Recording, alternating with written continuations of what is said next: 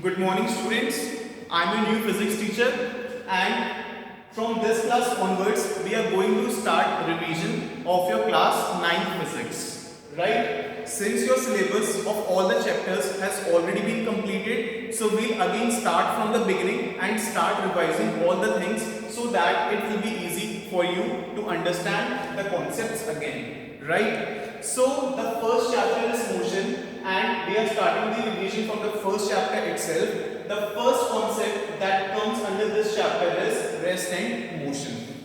So what is rest and what is motion? You all must be knowing that. अगर हमें बताना होता है कि कोई ऑब्जेक्ट रेस्ट में है या मोशन में है तो सबसे पहले हमें एक पॉइंट कंसीडर करना पड़ता है, ठीक है?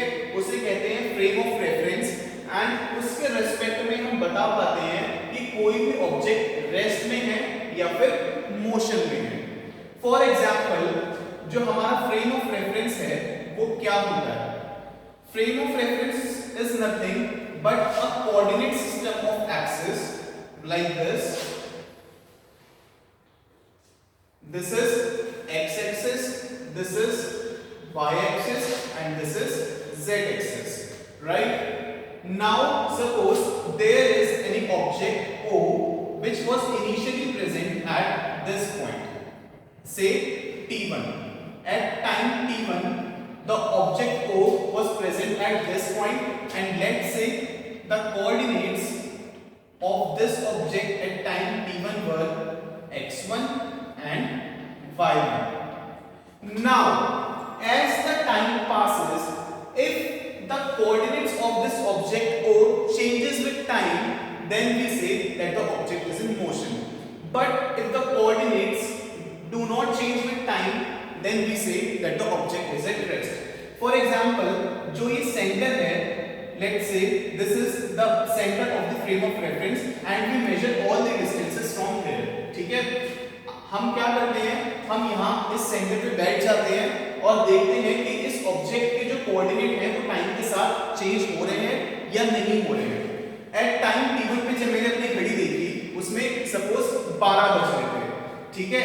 And I was sitting here like this, suppose this is a student sitting and observing this object.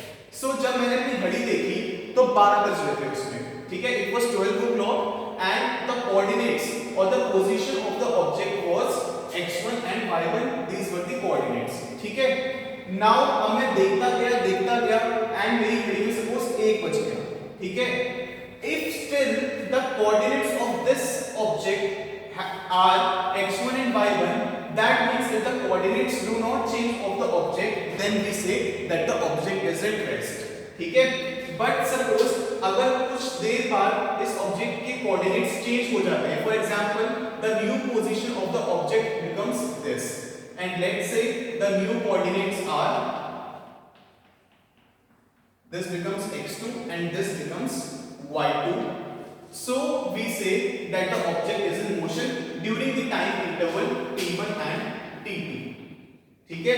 Suppose at time t2 the position of the object or the coordinates of the object becomes x2, y2, z2, ठीक है? Then at time t2 then we say that the object was in motion during this time t1 and t2. So how do we define rest and motion? And जो ये आप बता रहे हो ये rest and motion, these are the relative terms, ठीक है? मतलब अगर यहाँ पे बैठा हुआ एक इंसान अगर बोलता है कि ऑब्जेक्ट रेस्ट पे है या मोशन में है, देन वो उसके रिस्पेक्ट में बता रहा है ऑब्जेक्ट रेस्ट पे है या पोजीशन पे।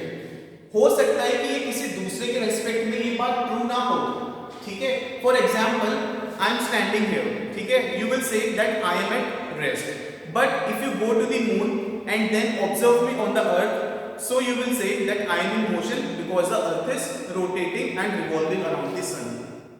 So it depends on the frame of reference from which point you are measuring whether the object is at rest or in motion, right?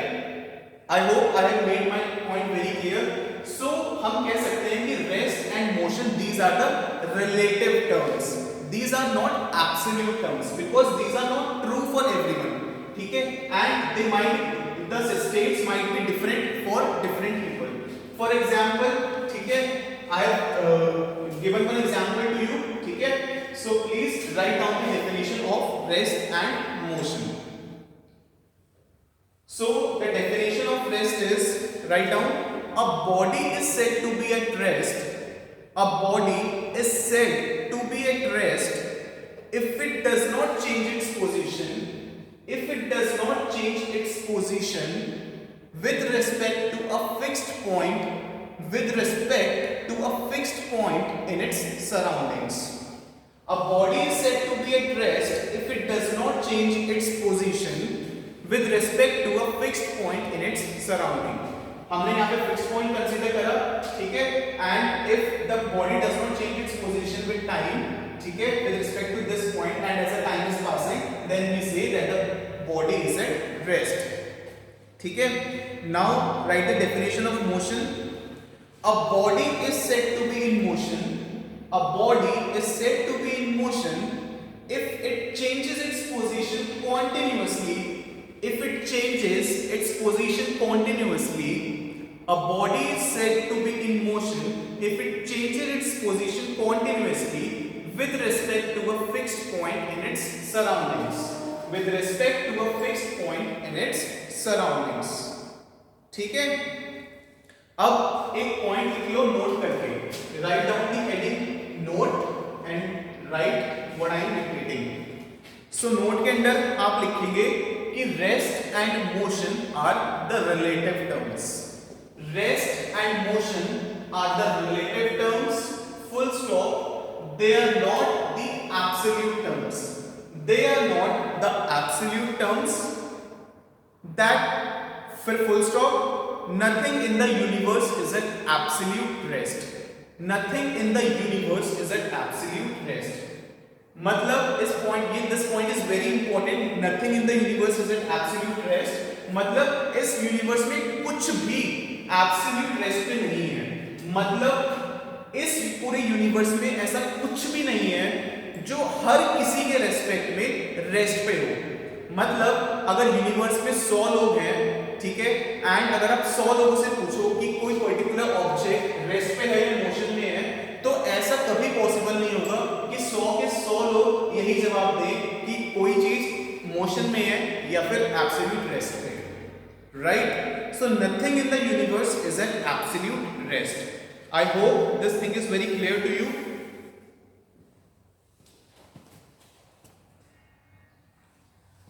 Now, after we have cleared the concept of rest and motion, let us discuss the quantities that are called as scalar quantities and vector quantities. You must have studied about these quantities. Let me erase this. You can draw the diagram after you have written the definition of rest and motion. After you have written the definitions of rest and motion that I have just dictated, please draw this diagram and then write down the heading scalar and vector quantities. Scalar and vector quantities.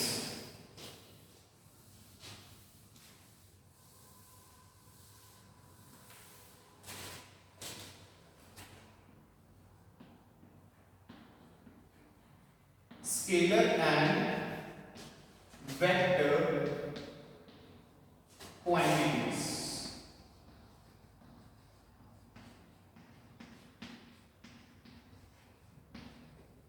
So what are scalar and vector quantities? Scalar quantities are those quantities that can be described by only magnitude. मतलब अगर मैं आपको ऐसी quantities जिनका मैं खाली आपको magnitude बता दूं, then they are completely characterized. मतलब उनकी information complete हो जाती है, आपको कोई और information नहीं चाहिए होती है. For example, distance. Distance जो है वो एक scalar quantity है. For example, if you ask me the total distance that I have covered in coming from my home to school, so let's say it is 3 kilometers. So अगर मैंने आपने मुझसे distance पूछा and मैं आपको distance 3 kilometers बता दूं, so that is justified. You need not to know anything कि मैं किस रास्ते से आया, कैसे आया. The total distance that I have covered is 3 kilometers. I hope I am clear. Similarly, vector quantities on the other hand क्या होती है? Vector quantities are those quantities that have both magnitude and direction. यानी कि आपको magnitude और direction दोनों बतानी पड़ेगी if you want to make that quantity clear or the information that you are providing. If you want to provide the full information, then you need to tell the magnitude as well as the direction, right? So please write down the heading definitions first of scalar and vector quantities. So first, scalar quantity, a physical quantity which is described, a scalar quantity which is described completely, a scalar quantity which is described completely by its magnitude is called a scalar quantity. Another example of scalar quantity can be an area. Area is also a scalar quantity. For example, this is a square whose side is 5 meter. ठीक है? So if you ask me what is the area will be side square, that means 5 into 5, which is 25 meter square. So area will be 25 meter square. I need not to tell you the direction, किस direction में है area, ऐसा कहना भी गलत होगा और ऐसा पूछना भी गलत होगा. So the area does not need any direction for its complete information, right? So area is also a scalar quantity. So we have written a physical quantity which is described completely by its magnitude is called a scalar quantity. ठीक है? Full stop. Thus a scalar quantity has only magnitude and not direction. Thus a scalar quantity has only magnitude and not direction. Now write few examples of scalar quantities.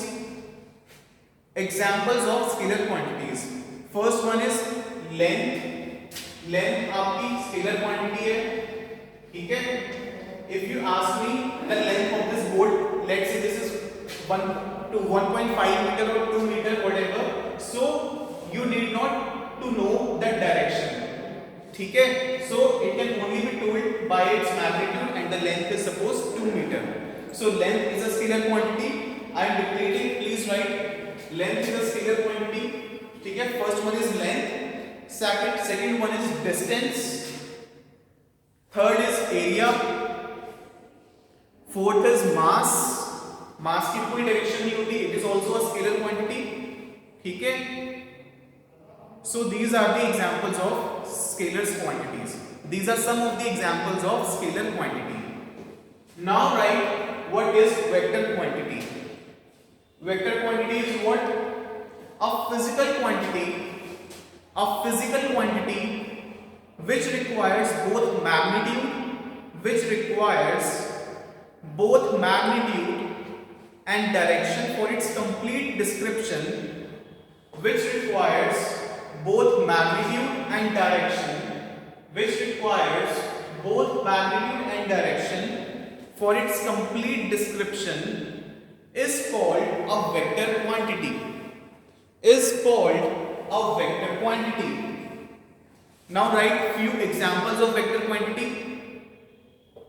Few examples of vector quantity are, first one is force. For example, ये एक block रखा हुआ है यहाँ पे. Let's say this is a block. ठीक है?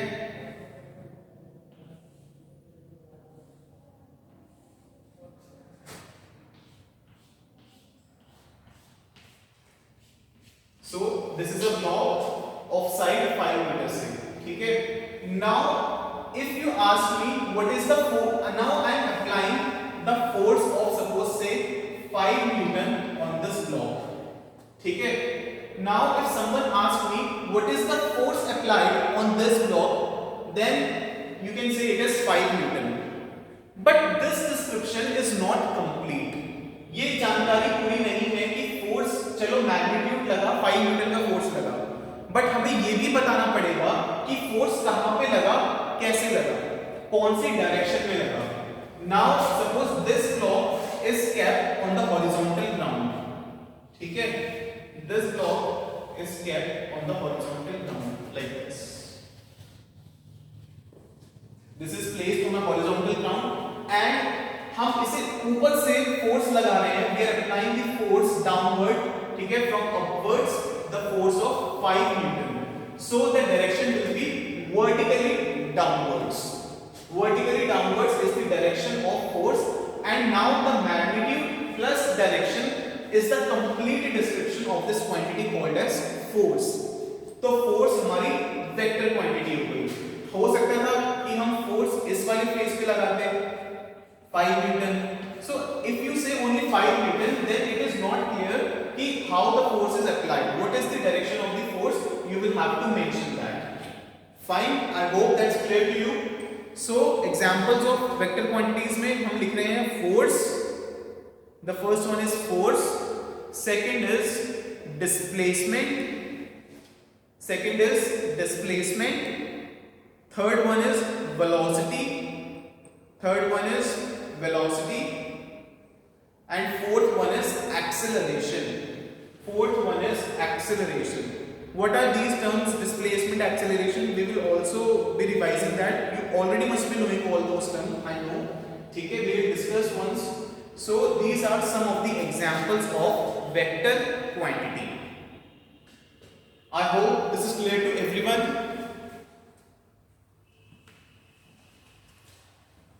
So that's it for today. We have discussed the concept of rest and motion, and we have discussed the concept of scalar and vector quantities. Now in the next chapter we will see the concept of distance and displacement. Thank you so much.